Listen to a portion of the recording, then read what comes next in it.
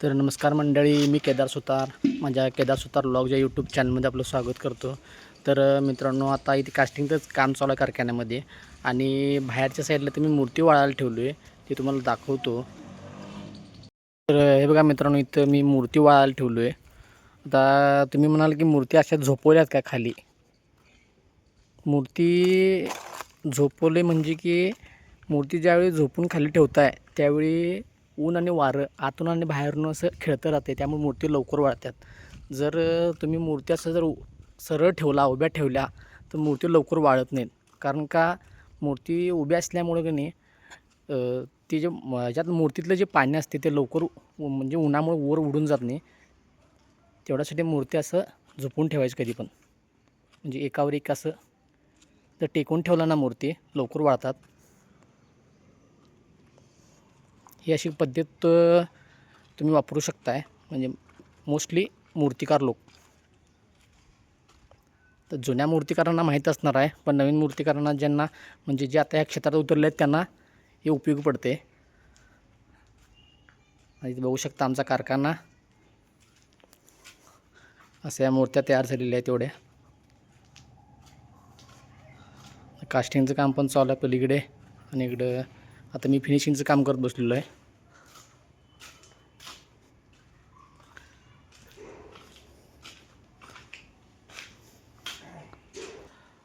आणि आता इथे बघा, आता तुम्ही म्हणाले की हा मूर्ती असं एकावर एक असं असं का ठेवली, म्हणजे प्लायवूड ठेवून त्याच्यावरती.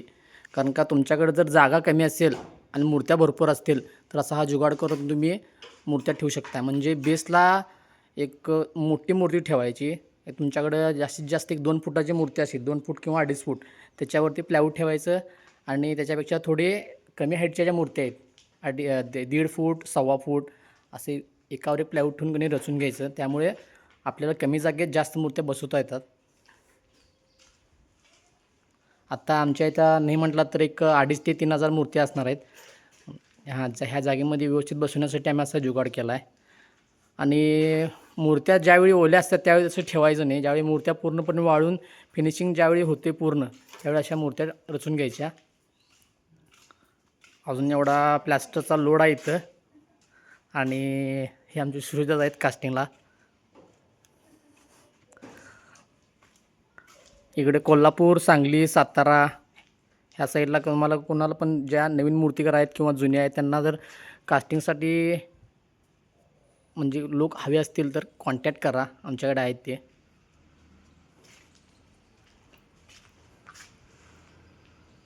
आता यानंतर मी मूर्ती मोल्डमधून कास्टिंग कसं करतात ते दाखवणार आहे.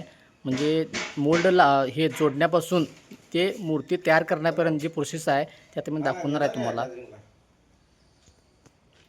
ह्या एक पातेलं आहे मोठं स्टीलचं. त्या पातेल्यामध्ये जेवढ्या हाईटची मूर्ती आपण काढणार आहे, समजा 1 फूट असू दे, 1.5 फूट असू दे, त्या पद्धतीनं त्याचं प्रमाण ठरलेलं असते. त्या प्रमाणात पाणी आणि प्लास्टर घ्यायचं आणि ते कालवून की नाही ह्या मोल्डमध्ये असं ओतायचं.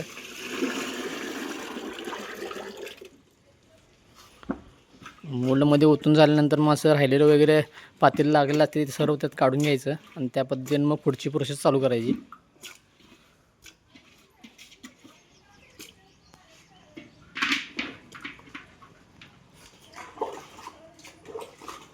आता इकडचे हे 2 जे मोल्ड आहेत लावलेले ते पूर्ण भरून घेतलेले आहेत.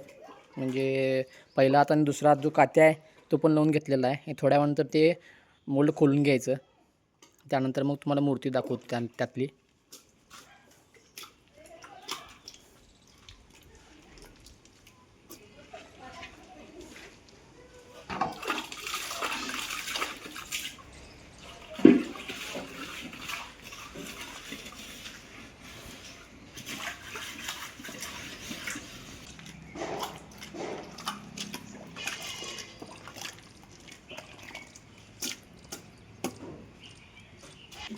आता ही बघा, त्या रायगड गणपतीचे प्रभावळ आहे, ती मगाशी ओतून ठेवलेली ती काढायला लागल्यात त्याने.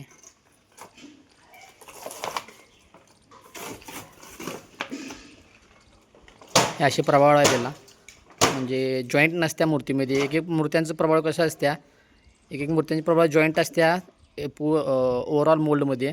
ही सेपरेट आहे. आता त्या मूर्तीला ते लावायचं बॅक साईडला. तर धरपाटीमध्ये हे अशा प्रकारे असे या मूर्तीच्या साईडला बॅक साईडला लावायचं असते. आता ते कच्चं आहे त्यामुळे ते ओकेमध्ये बसणार नाही. आता टेम्पररी तुम्हाला दाखवतो इथं बसवल्यात त्याने.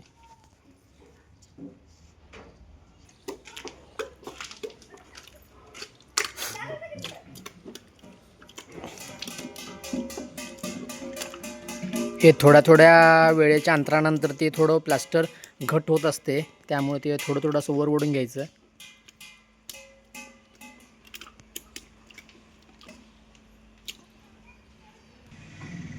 तर आता इथं बघा, आता हे जे मोल्ड भरलेलं आहे ना मगाशी अर्धा तास झालं ते कास्टिंग वगैरे करून मोल्ड भरलेलं, आता ती काढा लागल्यात. आणि मूर्ती मोल्डमधून बाहेर आलं कशा दिसतात ते तुम्हाला दाखवतो इथं.